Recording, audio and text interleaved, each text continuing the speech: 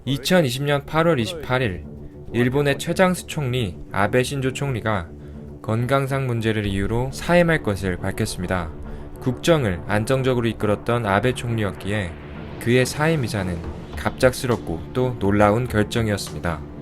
아베 총리의 사임 발표로 인해 일본 차기 총리를 결정하는 자민당 총재 선거가 9월 14일에 실시될 예정입니다. 아베가 아닌 다른 사람의 일본은 어떤 모습일까요? 가장 유력한 차기 후보는 누구이며 우리에겐 어떤 영향을 끼칠까요? 이제 시선은 포스트 아베 시대로 돌려집니다.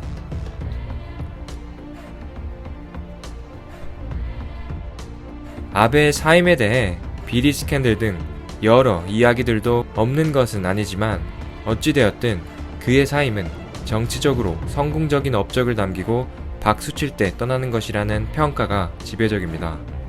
자민당의 지지율도 여전히 야당을 압도하고 있고 자민당 내에서 아베 총리의 영향력도 그대로입니다. 코로나19 사태를 기점으로 10년 가까이 이어진 아베 일강 구도가 완전히 무너지고 반 아베의 기치를 내세운 이시바 시게루 전 자민당 간사장과 고이케 유리코 도쿄 도지사 등이 차기 총리감으로 인기를 끄는 듯 했지만 아베 총리 사임이 현실로 이뤄진 상황에서 반 아베파 자민당 스타 정치인들이 아베 총리를 뒤집는 데에는 실패한 모양새입니다. 자민당을 장악한 아베 총리에겐 다행히도 자신이 내정한 후임에게 총리직을 자연스럽게 넘겨줄 수 있는 정치 환경이 조성되었습니다. 아베가 점찍은 사람으로도 기시다 전 장관을 비롯한 여러 사람들이 거론됐지만 결국 총리의 비서격이자 내각을 총괄하는 관방 장관인 스가 장관이 아베 총리의 낙점을 받은 듯합니다. 이번 자민당 총재 선거는 자민당 소속 국회의원 394명과 전국 47개 도도부연 지부연합회 대표 당원들인 141명이 투표하여 이중 과반인 268표 이상을 얻으면 당선하게 됩니다. 지난 9월 9일 아사히 신문은 투표권을 부여한 자민당 국회의원들을 대상으로 지지율을 조사하였고 그 결과 스가 후보를 지지한다는 의원이 78%인 308명이었다고 보도했습니다. 이는 전체 표의 58%에 달하는 것으로 과반수를 넘기면 당선되는 만큼 이미 사실상 당선이 확정적인 것으로 보입니다. 포스트 아베의 시대, 스가의 시대가 이제 열리고 있습니다.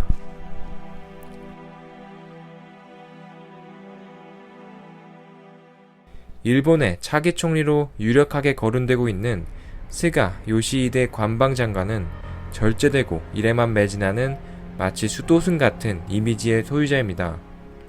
자기관리가 철저하기로 소문난 인물로 새벽 5시에 기상해 주요 신문과 방송을 전부 체크하고 점심도 특별한 일정이 없는 경우 관저에서 혼자 소바를 먹으며 오후 일정을 준비하는 소박하고 강골한 정치인으로 알려져 있습니다.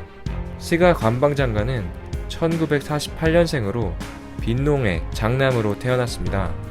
골판지 제조 공장에서 사회생활을 시작했고 야간대학을 졸업한 이후 통산산업 대신에 비서로 들어가 정치의 길에 들어섰습니다.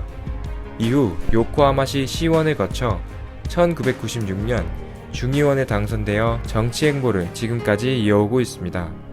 전형적인 흑수저인 스바 장관의 좌우명은 의지가 있다면 길이 있다입니다. 아베 총리보다 나이가 6살 위지만 항상 자신을 낮추는 모습을 보입니다. 하지만 관료 인사나 주요 정책 결정 과정에서는 자신의 입장을 분명하게 피력한다는 평을 받습니다. 그의 총리처럼 역대 최장수 관방장관인 스가 장관, 관가의 그림자 총리, 역대 최강의 관방장관으로 강함과 유연함을 적절하게 구사하는 인물로 알려져 있습니다.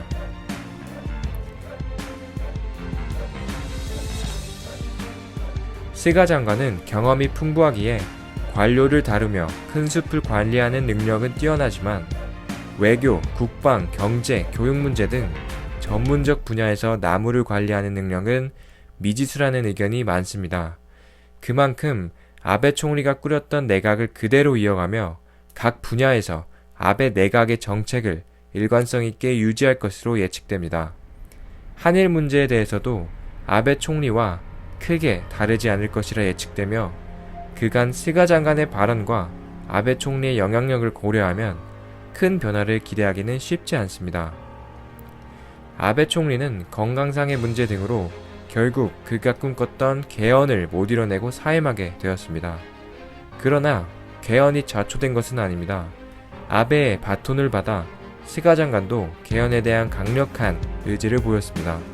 스가 장관은 2020년 9월 8일 오후에 열린 자민당 총재선거 연설회에서 아베 신조 총리의 정책을 계승하겠다는 의지를 보였습니다.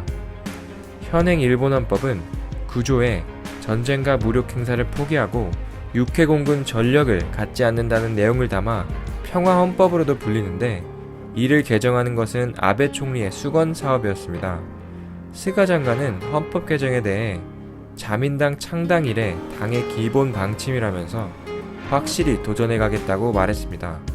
그러면서 헌법 신사회에서 각 정당이 각자의 생각을 제시한 후 여야의 틀을 넘어 건설적인 논의를 해야 한다고 생각한다고 덧붙였습니다.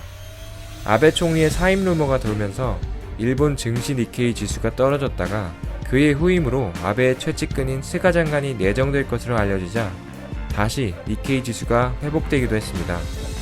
미국 대선도 앞두고 있는 2020년에서 그만큼 불확실성에 대해 사람들이 두려워하고 있지만 스가 장관의 총리직 수행은 불확실성의 안개를 걷어줄 긍정적 신호라고 할 수 있다고 전문가들은 평가합니다. 그러나 안정적인 국정 운영도 중요하지만 4차 산업혁명의 경량의 시대에 한 단계 앞으로 나아갈 대담한 정권이 일본인들에게 필요한 시점입니다. 포스트 아베 시대, 일본의 새 시대를 주도할 수 있는 희망을 국민들에게 줄 수 있는지가 다음 내각의 성패를 좌우할 것입니다.